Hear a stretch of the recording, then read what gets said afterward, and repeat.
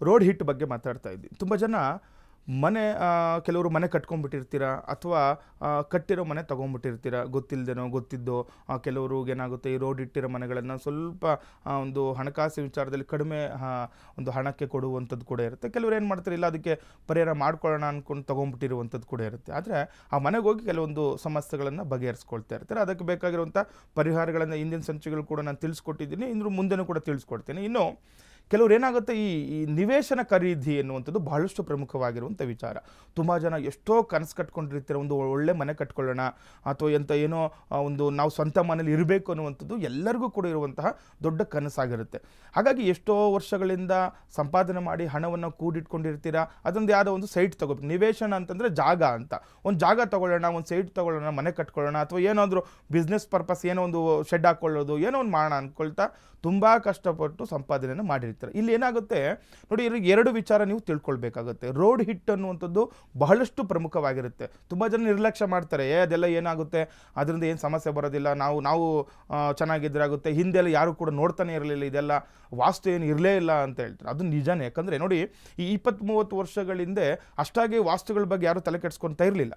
ಈಗ ಏನಾಗ್ತಾ ಇದೆ, ನಾವು ತಿಳ್ಕೊಳ್ಬೇಕು ಮೊದಲನೇದಾಗಿ ವಾಸ್ತು ಅಂದರೆ ಏನು, ಯಾಕೆ ಹಿಂದೆ ಯಾವ ರೀತಿ ಅದನ್ನು ವಾಸ್ತುವನ್ನು ನೋಡ್ಕೊಳ್ತಾ ಇದ್ರು ಅನ್ನುವಂಥದ್ದು. ನೋಡಿ, ನಮ್ಮ ಹಿರಿಯರು ಕೂಡ ವಾಸ್ತು ಪ್ರಕಾರವಾಗಿ ಮಾಡ್ಕೊಳ್ತಾ ಇದ್ರು, ಅದು ಇಲ್ಲ ಅಂತ ಏನಿಲ್ಲ. ಯಾಕಂದರೆ ಅವಾಗೆಲ್ಲ ಏನಾಗ್ತಾ ಇತ್ತು, ಯಾರೆಲ್ಲ ಈ ಮನೆ ಕಟ್ತಾ ಇದ್ರು ಅವ್ರಿಗೆ ವಂಶ ಪಾರಂಪರ್ಯವಾಗಿ ಅವ್ರಿಗೆ ಬರುವಂಥದ್ದು.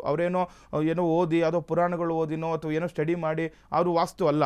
ಇವಾಗೆಲ್ಲ ಬೇರೆ ಇದೆ, ಇಂಜಿನಿಯರ್ಸ್ ಇದ್ದಾರೆ, ವಾಸ್ತು ಸ್ಟಡಿ ಮಾಡ್ತಾ ಇದ್ದಾರೆ, ಅದರದ್ದು ಮೂಲ ಹುಡುಕ್ತಾ ಹೋಗ್ತಾ ಇದ್ದಾರೆ. ಆದರೆ ಹಿಂದೆಲ್ಲ ಆ ರೀತಿ ಇಲ್ಲ, ವಂಶ ಪಾರಂಪರ್ಯಾಗೆ ಬರ್ತಾ ಇತ್ತು. ಅವ್ರನ್ನ ಎಷ್ಟೋ ಜನ ನೋಡ್ಬೋದು ನಾವು. ಈಗ ಏನು ಹೇಳ್ತಾರೆ, ಈಗ ಬೇರೆ ಬೇರೆ ಹೆಸರುಗಳಲ್ಲಿ ಕರೆಯುವಂಥದ್ದಿದೆ.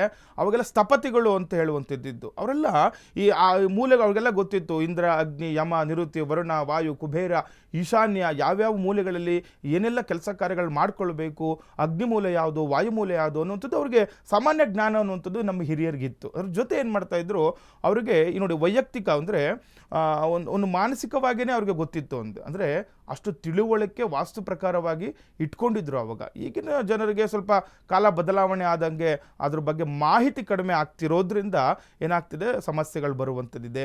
ಎಷ್ಟೋ ಜನ ನೋಡಿ, ಅವ್ರಿಗೆ ವಾಸ್ತು ಚೆನ್ನಾಗಿಲ್ಲ ಅಂದರೂ ಕೂಡ ಮಾನಸಿಕವಾಗಿ ಇರುವಂತಹ ಒಂದು ದೈವತ್ವ ಅಂತ ಕೂಡ ಹೇಳ್ಬೋದು, ದೇವರ ಬಗ್ಗೆ ನಂಬಿಕೆ ಆಗ್ಬೋದು, ಮನೆಯಲ್ಲಿ ದೇವರ ಪೂಜೆ ಪುನಸ್ಕಾರಗಳ ಬಗ್ಗೆ ಆಗ್ಬೋವಂಥದ್ದು. ಇದರಿಂದ ಎಷ್ಟೋ ವಾಸ್ತುಗಳು ದೂರ ಆಗುವಂಥದ್ದು ಇದೆ. ಯಾಕಂದರೆ ಯಾವಾಗ ನಮ್ಮ ಮನಸ್ಥಿತಿ ಚೆನ್ನಾಗಿರುತ್ತೆ, ಮಾನಸಿಕವಾಗಿ ನಾವು ಚೆನ್ನಾಗಿರ್ತೀವಿ, ತುಂಬ ಪಾಸಿಟಿವ್ ಆಗಿರ್ತಾ ಇದ್ರು ಅವಾಗೆಲ್ಲ, ಈ ನಕಾರಾತ್ಮಕತೆ ಅನ್ನುವಂಥದ್ದು ಇರಲಿಲ್ಲ. ಹಾಗಾಗಿ ಈ ವಾಸ್ತುವಿನ ಅಷ್ಟೊಂದು ತೊಂದರೆಗಳು ಆಗ್ತಾ ಇರಲಿಲ್ಲ. ಹಾಗಾಗಿ ಈಗ ಏನಾಗ್ತಾ ಇದೆ, ನಾವು ಏನು ಸೈಟ್ ತೊಗೊಳ್ತಾ ಇದ್ದೀವಿ ಅಲ್ಲಿಂದನೂ ಕೂಡ ನೋಡ್ಕೊಳ್ಬೇಕಾಗುತ್ತೆ. ಬರೀ ಆಯದ ವಿಚಾರ ಅಲ್ಲ, ಈ ಏನೋ ಹೇಳ್ತಾರೆ, ಈ ರೋಡ್ ಹಿಟ್ಟನ್ನು ಕೂಡ ನಾವು ನೋಡ್ಕೊಳ್ಬೇಕಾಗುತ್ತೆ. ಮನೆ ಯಾರೆಲ್ಲ ಈಗ ಹೊಸದಾಗಿ ಸೈಟ್ ತೊಗೊಳ್ತಾ ಇದ್ದೀರಾ, ನೀವು 2 ವಿಚಾರಗಳಿರುತ್ತೆ. ನಿಮಗೆ ಸೈಟ್ ತೊಗೊಳ್ಬೇಕು, ತಗೊಳ್ಬಾರ್ದು ಅಂತ. ನೋಡಿ, ಯಾವುದೇ ಒಂದು ರೋಗ ಇದ್ದರೂ ಕೂಡ ಅದಕ್ಕೆ ಪರಿಹಾರ ಅನ್ನುವಂಥದ್ದು ಇದೆ. ಆ ರೋಗಕ್ಕೆ ಒಂದು ಔಷಧಿ ತಗೊಳ್ಬೇಕು ಅನ್ನುವಂಥದ್ದು ಇರುತ್ತೆ. ಅದೇ ರೀತಿ ಇಲ್ಲಿ ಕೂಡ ಕೆಲವ್ರು ಏನು ಮಾಡುವಂಥದ್ದು ನೋಡಿ, ಈಗ ಅದಕ್ಕೆ ರೋಗಕ್ಕೆ ಮೂಲ ಮದ್ದು ಇಲ್ಲ ಅಂತಂದರೆ ಅದನ್ನು ಬಿಟ್ಬಿಡೋದು ತುಂಬ ಒಳ್ಳೆಯದು. ನೋಡಿ, ಈಗ ಯಾರೋ ಒಂದು ಮದುವೆ ಆಗಬೇಕು ಅಂದ್ಕೊಂಡಿರ್ತೀರ, ಆ ಒಂದು ಗಂಡಾಗಲಿ ಹೆಣ್ಣಾಗಲಿ ಅವರಲ್ಲಿ ಏನೋ ಒಂದು ಅನಾರೋಗ್ಯದಿಂದ ಇರ್ತಾರೆ. ಆ ಅನಾರೋಗ್ಯ ಅದು ವಾಸಿ ಆಗುತ್ತೆ ಅಥವಾ ಆಗಲ್ಲೋ ಅನ್ನುವಂಥದ್ದು ನಿಮಗೆ ತಿಳುವಳಿಕೆಯಲ್ಲಿ ಇರಬೇಕಾಗುತ್ತೆ. ಹಾಗಾಗಿ ಈಗ ಯಾವುದೇ ಅನಾರೋಗ್ಯ ಇದ್ದರೂ ಕೂಡ ಅದಕ್ಕೆ ರೋಗಕ್ಕೆ ಮದ್ದು ಇರುವಂಥದ್ದಿದೆ, ಅದನ್ನು ವಾಸಿ ಮಾಡ್ಕೊಳ್ತೀವಿ ಅಂತಂದರೆ ಮದುವೆ ಆಗ್ಬೋದು. ಇಲ್ಲ, ಯಾಕೆ ಸುಮ್ಮನೆ ಹೊಸದಾಗಿ ಮದುವೆ ಆಗ್ತಿದ್ದೀವಿ, ಬೇರೆ ನೋಡೋಣ ಅಂತ, ಅದು ಆ ರೀತಿಯೇ ಇಲ್ಲಿ ಕೂಡ ಆಗುವಂಥದ್ದು. ನೋಡಿ, ಇದರಲ್ಲಿ ಒಂದು ರೋಡಿ ಹಿಟ್ಟಿದೆ, ಇದರಲ್ಲಿ ಸಮಸ್ಯೆ ಇದೆ ಅಂತ ಗೊತ್ತಿದ್ದು ಕೂಡ ನೀವು ತಗೊಳ್ಳುವಾಗ ಅದನ್ನು ಪರಿಹಾರ ಮಾಡ್ಕೊಳ್ತೀವಿ, ಅದ್ರ ಬಗ್ಗೆ ನಮಗೆ ತಿಳುವಳಿಕೆ ಇದೆ ಅಂತೇಳಿ ಅದನ್ನು ತೊಗೊಂಡು ಪರಿಹಾರ ಮಾಡಿಕೊಂಡ್ರೆ ಯಾವುದೇ ಸಮಸ್ಯೆ ಇಲ್ಲ. ಅದ್ರ ಬಗ್ಗೆ ಗೊತ್ತಿದ್ದು ಕೂಡ ಕೆಲವರು ಹೇಳ್ತಾರೆ ನೋಡಿ, ಲಿಟಿಗೇಷನ್ ಲ್ಯಾಂಡ್ ತೊಗೊಂಡ್ಬಿಡ್ತಾರೆ, ಅದ್ರ ಬಗ್ಗೆ ಗೊತ್ತಿರುತ್ತಿಲ್ಲ, ಏನೋ ಸಮಸ್ಯೆ ಇದೆ, ಇಲ್ಲಿ ಸೈಟ್ಗಳು ಏನೋ 2-3 ಜನಕ್ಕೆ ಮಾರಿದ್ದಾರೆ ಅಂತ ಗೊತ್ತಿದ್ರು ಕೆಲವರು ತಗೊಳ್ತಾರೆ. ಅವರಿಗೆ ಅದ್ರ ಬಗ್ಗೆ ತಿಳುವಳಿಕೆ ಇರುತ್ತೆ, ಅದನ್ನು ಫೇಸ್ ಮಾಡುವಂಥ ಶಕ್ತಿ ಇರುತ್ತೆ, ಮಾಡಿ ತೊಗೊಳ್ತಾರೆ. ಅದ್ರ ಕೆಲವ್ರಿಗೆ ಏನಾಗುತ್ತೆ, ಅದನ್ನು ಫೇಸ್ ಮಾಡೋ ಶಕ್ತಿ ಇರೋದಿಲ್ಲ, ಅದ್ರ ಬಗ್ಗೆ ತಿಳುವಳಿಕೆ ಇರೋದಿಲ್ಲ, ಯಾವ ರೀತಿ ಆ ಸೈಟನ್ನು ನಾವು ಇದು ಮಾಡ್ಕೊಳ್ಬೇಕು ಗೊತ್ತಿರೋದಿಲ್ಲ. ಅದನ್ನು ಇವ್ರು ಏನು ಮಾಡ್ತಾರೆ, ಆವಾಗ ಸಮಸ್ಯೆಗೆ ಒಂದು ಸಿಗಾಕೊಳ್ಳುವಂಥದ್ದಿರುತ್ತೆ. ಹಾಗಾಗಿ ಯಾರೆಲ್ಲ ಈಗ ಹೊಸದಾಗಿ ಸೈಟ್ ತೊಗೊಳ್ತಾ ಇದ್ದೀರಾ, ನೀವು ನೋಡ್ಕೊಳ್ಳಿ. ಏನಾದರೂ ರೋಡ್ ಹಿಟ್ ಇತ್ತು ಅಂತಂದರೆ ಅದರಲ್ಲಿ ಕೂಡ ಅಶುಭ ರೋಡ್ ಇಟ್ಟು ನೋಡಿ, ಏನಾದರೂ ನಿಮಗೆ ವಾಯುವ್ಯ ದಿಕ್ಕಲ್ಲಿ ಏನಾದರೂ ನಿಮಗೆ, ಅಥವಾ ಈ ಕೆಲವರು ದೇವಮೂಲೆ ಅಂತ ಹೇಳ್ತಾರೆ, ಈಗ ನೈಋತ್ಯ ಮೂಲೆಯಲ್ಲಿ ಏನಾದರೂ ನಿಮಗೆ ರೋಡ್ ಇಟ್ಟು ಬಂದಿದ್ದರೆ ಇದು ಅಶುಭ ಅಂತ ಕೂಡ ನಾವು ಹೇಳ್ತೀವಿ. ಯಾಕಂದರೆ ಅತ್ಯಂತ ಅಶುಭದ ಜಾಗ ಅಂತಂದರೆ ನಿಮಗೆ ಈ ನೈಋತ್ಯ ಮೂಲೆ ಅಂತಂದರೆ ದಕ್ಷಿಣ ಮತ್ತು ಪಶ್ಚಿಮ ಮಧ್ಯಭಾಗದಲ್ಲಿರುವಂಥದ್ದು. ನೀವೆಲ್ಲ ತಿಳ್ಕೊಳ್ಬೇಕು, ಎಲ್ಲರಿಗೂ ಕೂಡ ದಕ್ಷಿಣ ಗೊತ್ತಿರುತ್ತೆ ಮತ್ತು ಪಶ್ಚಿಮ ಗೊತ್ತಿರುತ್ತೆ. ಈ ದಕ್ಷಿಣ ಮತ್ತು ಪಶ್ಚಿಮದ ಮಧ್ಯಭಾಗವನ್ನು ನಾವು ನೈಋತ್ಯ ಮೂಲೆ, ದೇವ ಮೂಲೆ ಅಂತಲೂ ಕೂಡ ಕೆಲವರು ಕರೀತಾರೆ ಅದನ್ನು.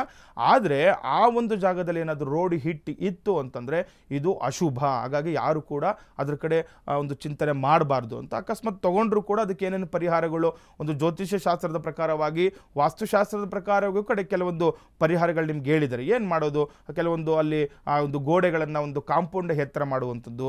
ಯಾಕಂದರೆ ಅದರಲ್ಲಿ ಅಲ್ಲಿಂದ ಬರುವಂಥ ನಕಾರಾತ್ಮಕತೆ ಅಂದರೆ ನಮ್ಮ ಒಂದು ಜಾಗಕ್ಕೆ ಅದು ಬಾರದೇ ಇರೋ ರೀತಿ ಮಾಡ್ಕೊಳ್ಳುವಂಥದ್ದು, ಅಥವಾ ಆ ದೊಡ್ಡ ದೊಡ್ಡ ಗಿಡಗಳನ್ನು ಬೆಳೆಸುವಂಥದ್ದು, ಕೆಲವೊಂದು ದೇವ ವೃಕ್ಷ ಅಂತ ಹೇಳ್ತೀವಿ, ಆ ರೀತಿ ಅಲ್ಲಿ ಹಾಕ್ಕೊಳ್ಳೋದ್ರಿಂದನೂ ಕೂಡ ಅದರದ್ದು ಪರಿಹಾರ ಆಗುವಂಥದ್ದಾಗುತ್ತೆ. ಮತ್ತು ಯಾರಾದರೂ ಪೂರ್ವ ಆಗ್ನೇಯಕ್ಕೆ ನೋಡಿ, ಪೂರ್ವದಿಂದ ತುಂಬ ಶುಭ ಅಂತಲೇ ಹೇಳ್ತೀವಿ. ಯಾಕಂದರೆ ಪೂರ್ವ ಆಗ್ನೇಯ ಮಾತ್ರ ಅಶುಭ, ಆದರೆ ನಮ್ಮ ದಕ್ಷಿಣ ಆಗ್ನೇಯ ಶುಭಕರಪ್ರದ ಆಗಿರುವಂಥದ್ದು. ಮತ್ತು ಪೂರ್ವ ಈಶಾನ್ಯ ಕೂಡ ಶುಭಪ್ರದ ಆಗಿರುತ್ತೆ. ಆದರೆ ಒಂದೇ ಒಂದು ರೋಡ್ ಹಿಟ್ಟು ನಿಮಗೆ ಮುಂದೆ ಪೂರ್ವದಿಂದ ಬರುವಂಥದ್ದು, ಅದು ನಿಮಗೆ ಆಗ್ನೇಯ ಮೂಲೆಗೆ, ನಿಮ್ಮ ಮನೆಯ ಅಥವಾ ನಿವೇಶನದ ಒಂದು ಬಲಭಾಗಕ್ಕೆ ಏನಾದರೂ ಪೂರ್ವದಿಂದ ಒಂದು ರೋಡು ಬರ್ತಾ ಇದ್ದರೆ ಇದು ಅತ್ಯಂತ ಅಶುಭದಾಯಕ. ಇಲ್ಲಿ ದೊಡ್ಡ ದೊಡ್ಡ ಸಮಸ್ಯೆಗಳನ್ನು ನೀವು ಎದುರಿಸ್ಕೋಬೇಕಾಗುತ್ತೆ. ಹಾಗಾಗಿ ಜಾಗೃತರಾಗಿರಿ. ಮನೆ ಕಟ್ಟುವಾಗ ಆಗಲಿ ಅಥವಾ ನಿವೇಶನ ಖರೀದಿ ಮಾಡುವಾಗ ಅದಕ್ಕೆ ಬೇಕಾಗಿರುವಂತಹ ಪರಿಹಾರಗಳನ್ನು ಮಾಡಿಕೊಂಡು ನೀವು ಮುಂದಿನ ಕೆಲಸ ಕಾರ್ಯಗಳನ್ನು ಮಾಡ್ಕೊಳ್ಬೇಕು. ಇಲ್ಲಾಂದರೆ ಅದರಿಂದ ತುಂಬ ಸಮಸ್ಯೆಗಳನ್ನು ನೀವು ನೋಡ್ಕೊಳ್ಬೇಕಾಗುತ್ತೆ. ಲೋಕ ಸಮಸ್ತ ಸುಖಿನೋ ಭವಂತು, ಸಮಸ್ತ ಸನ್ಮಂಗಳಾನಿ ಭವಂತು. ಶ್ರೀಮತೇ ರಾಮಾನುಜಾಯ ನಮಃ.